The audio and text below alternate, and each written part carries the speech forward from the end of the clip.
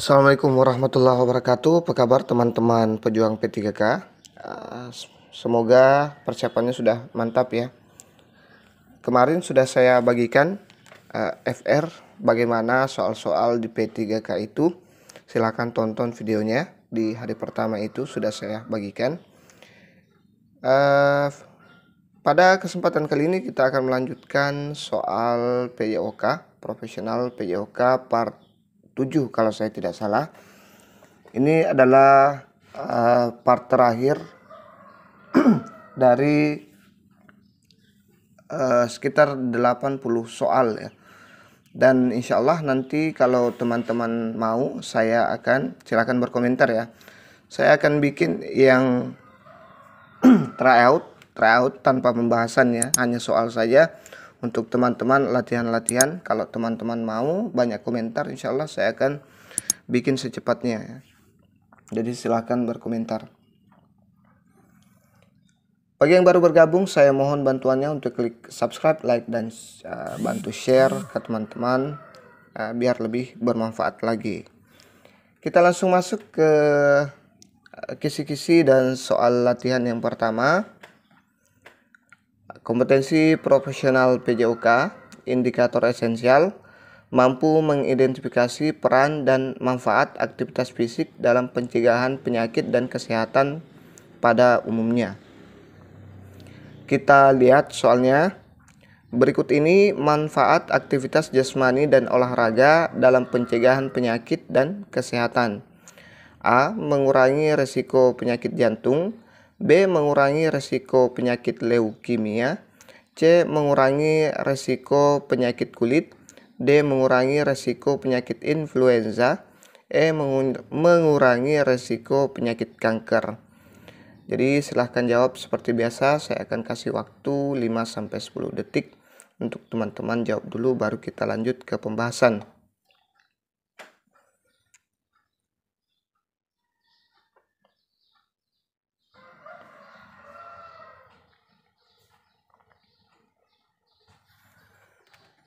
Jadi jawabannya ada di option D, mengurangi resiko penyakit influenza.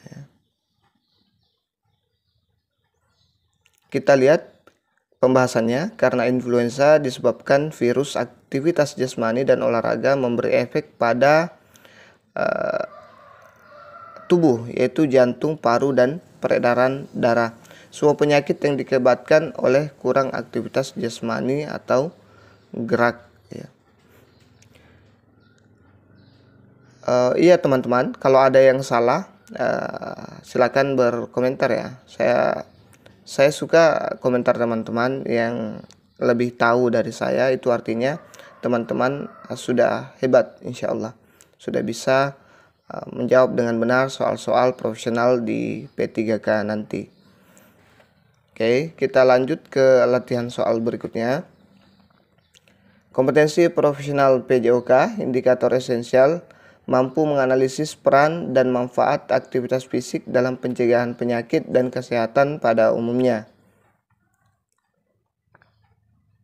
Kita lihat soalnya. Olahraga yang dapat meningkatkan kelentukan tubuh adalah A. Senam aerobik. B. Jalan cepat. C. Bersepeda.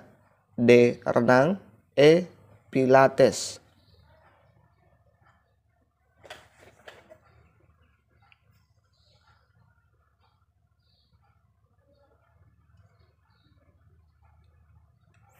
Jadi jawaban yang tepat adalah Pilates, olahraga yang dapat meningkatkan kelentukan tubuh. Kita lihat pembahasannya. Olahraga yang menggunakan oksigen terus-menerus dalam waktu lama dapat menjaga daya tahan jantung dan paru-paru. Pilates, olahraga yang bertujuan untuk menjaga fleksibilitas tubuh.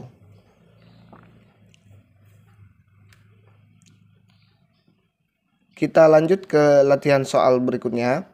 Kompetensi profesional PJOK, capaian pembelajaran, indikator esensial, mampu mengidentifikasi, menganalisis jenis-jenis dan bahaya penggunaan narkoba atau nafza terhadap diri sendiri, keluarga, dan masyarakat.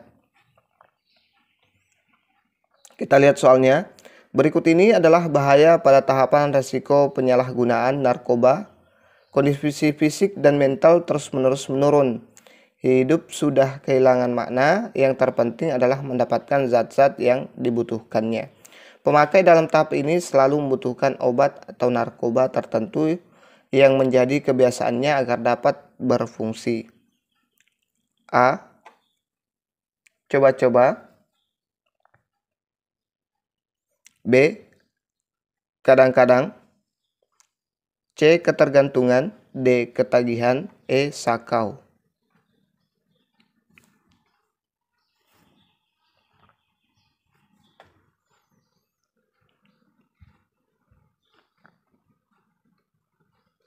Jadi jawabannya ada di option C, yaitu ketergantungan ya. Dia tidak membutuhkan apa-apa lagi selain bagaimana cara mendapatkan zat-zat yang dibutuhkannya ya. Kita lihat pembahasannya. Yang pertama, risiko kecil ini terjadi pada remaja dan kaum muda yang memiliki karakteristik atau ciri-ciri sebagai berikut. Sehat secara fisik maupun mental, kehidupan agama yang religius, mempunyai kemampuan penyesuaian atau adaptasi sosial yang baik, tidak berkepanjangan larut dalam gejolak emosi seperti rasa marah dan kecewa. Itu resiko kecil. Dapat dengan cepat kembali dalam emosi yang normal, memiliki sifat jujur dan bertanggung jawab, mempunyai cita-cita yang rasional, dapat mengisi waktu senggang secara positif. Resiko besar, tadi resiko kecil. Potensial user, yaitu anak remaja dan kaum muda yang memiliki karakteristik sebagai berikut. Yang pertama, mempunyai sifat mudah kecewa, untuk mengatasi cenderung agresif dan destruktif. Yang kedua, bila mempunyai keinginan tidak bisa menunggu, menuntut kepuasan segera. Selanjutnya, pembosan, sering merasa tertekan, murung dan tidak sanggup berfungsi dalam hidup sehari-hari. Poin selanjutnya, suka mencari sensasi, melakukan hal-hal yang berbahaya, mengandung resiko. Kurang dorongan dari dalam diri untuk berhasil dalam pendidikan, pekerjaan, atau kehidupan lain. Prestasi belajar buruk, partisipasi dalam kegiatan ekstrakurikuler kurang berolahraga, dan cenderung makan berlebihan. Mempunyai rasa rendah diri, kecemasan, obsesi, apatis, menarik diri dari pergaulan, atau hiperaktif. Depresi, kurang mampu menghadapi stres. Suka tidur larut malam.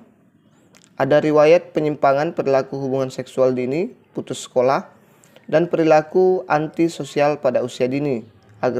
Agresivitas, membohong, mencuri, mengabaikan peraturan, mulai merokok pada usia dini. Merasa hubungan dalam keluarga kurang dekat, ada keluarga yang alkoholik atau pemakai obat-obatan. Atau berteman dengan alkoholik, penyalahgunaan narkoba, kehidupan agama kurang religius.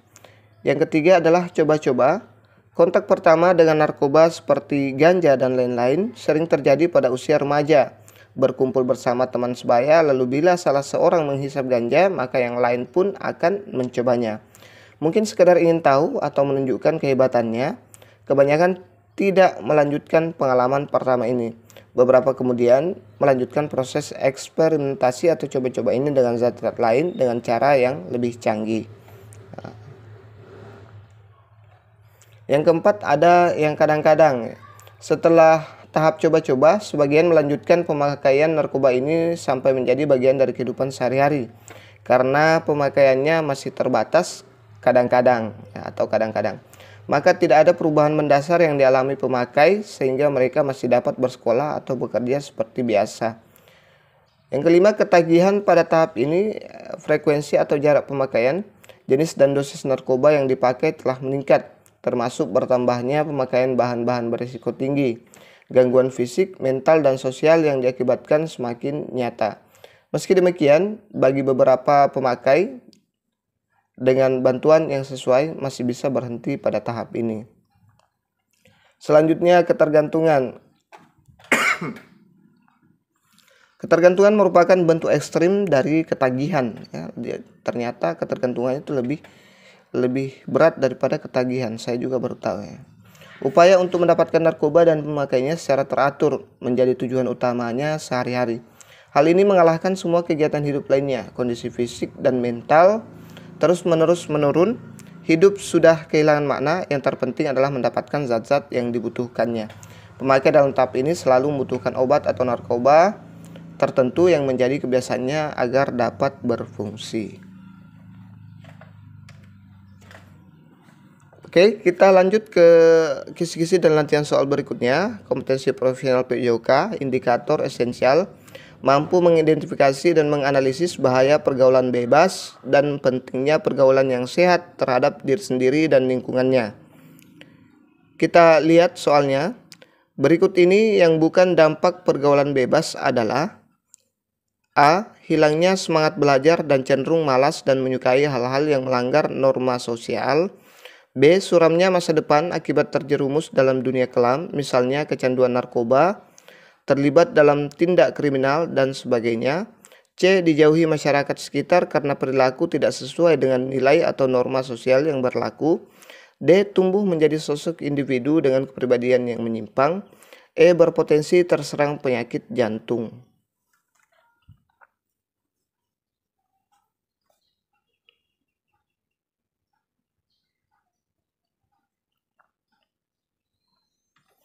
Jadi jawabannya ada di option E, yaitu berpotensi terserang penyakit jantung. Dampak yang bukan dampak pergaulan bebas, ya, yang bukan. Kita lihat karena penyakit jantung disebabkan oleh kurang gerak, kolesterol, dan tensi tinggi, kelainan jantung. Jadi bukan dari dampak pergaulan bebas, ya. Ada kata bukan, ya teman-teman. Kita lanjut ke kisi-kisi dan latihan soal berikut. Kompetensi profesional PJOK, indikator esensial, mampu mengidentifikasi dan menganalisis aspek-aspek P3K atau pencegahan cedera dan bagaimana menjaga keselamatan diri dan orang lain. Kita lihat soalnya. Terjadinya cedera saat aktivitas gerak pada peserta didik, hendaklah guru PJOK memperhatikan ciri-ciri terjadinya cedera antara lain rubor, tumor, kalor, dolor, dan function laesa. Ciri-ciri yang muncul pada cedera kalor ditandai dengan: A. Terjadinya peningkatan suhu pada area bagian tubuh yang terjadi cedera. B. Terjadinya pembengkakan pada area bagian tubuh yang cedera. C. Terjadinya rasa sakit yang berlebihan pada area atau bagian tubuh yang terjadi cedera. D. Terjadinya perubahan warna atau memerah pada area atau bagian tubuh yang cedera. E. Terjadi nyeri yang terasa pada daerah yang mengalami infeksi.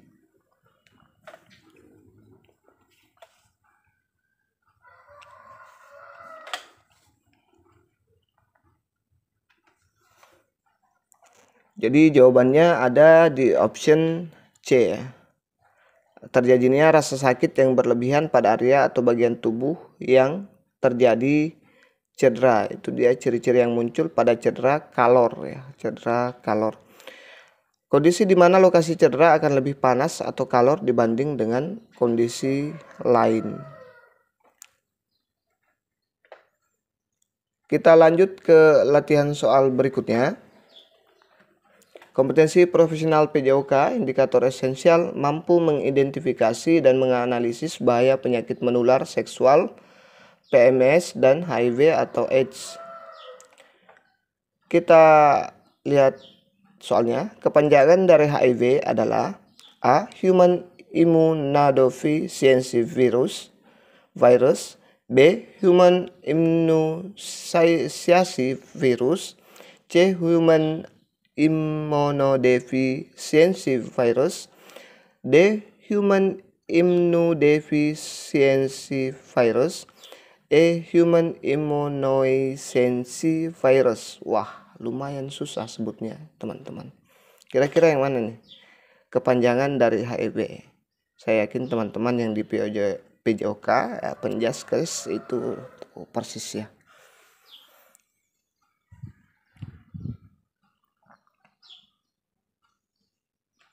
Jadi jawabannya ada di option A, Human Immunodeficiency Virus. Kepanjangan HIV mengacu pada bentuk dari penyakit ini. HIV merupakan virus yang menyerang sistem kekebalan tubuh manusia, sehingga ketika orang terkena virus ini akan kehilangan sistem kekebalan tubuhnya, imunodefisiensi ya. Akibatnya segala macam bentuk penyakit akhirnya akan dengan mudah menyerang. Oke. Gimana teman-teman? Berapa yang benar? Berapa yang salah? Mohon berkomentar ya. Kalau teman-teman mau saya buatkan tryout-nya, insya Allah secepatnya saya akan buatkan. Silahkan berkomentar. Untuk pembahasan sudah selesai, sudah 80 nomor ya. Lumayan untuk bekal teman-teman. Tapi kalau teman-teman mau pertajam di tryout-nya, saya akan buatkan soal-soal yang berhubungan dengan PJOK ya. Profesional PJOK. Oke, itu saja dulu yang sempat saya share. Terima kasih banyak sudah menonton. Jangan lupa subscribe, like, dan bantu share, berkomentar, dan terima kasih. Assalamualaikum warahmatullahi wabarakatuh.